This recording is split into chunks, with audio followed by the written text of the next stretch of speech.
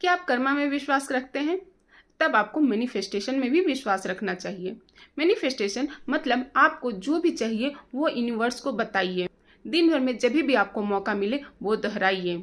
अपने लिए, अपने परिवार के लिए, अपने परिवार के सदस्यों के लिए खुशियां मांगिए, सुख और समृद्धि मांगिए। कुछ लोग कहते हैं कि मैनिफेस्टेशन से कुछ नहीं होता। ये मानना है कि बोलने से क्या होता है। अगर बोलने से नहीं होता है तो कभी आप किसी की चेहरे पे फेस टू फेस अपशब्द बोलिए, गुस्सा करिए और वहीं पे किसी दूसरे के साथ उसकी तारीफ करिए, उसके बारे में अच्छी अच्छी बातें बताइए।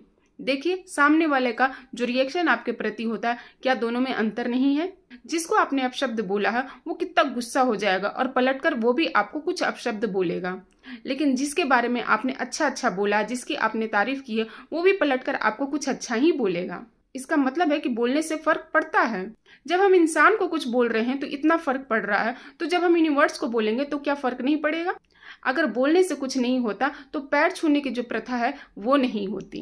जब भी हम किसी बड़े बुजुर्ग का पैर छूते हैं तो वो हमें आशीर्वाद देते हैं, सौभाग्यवती हो, खुश रहो, कामयाब हो, तुम्हारे एग्जाम में अच्छे नंबर आए। अगर उनके बोलने से कोई फायदा नहीं है तो क्या जरूरत है उनको अपनी एनर्जी वेस्ट करने की, और क्या जरूरत है हमें झुक कर पैर छूने की?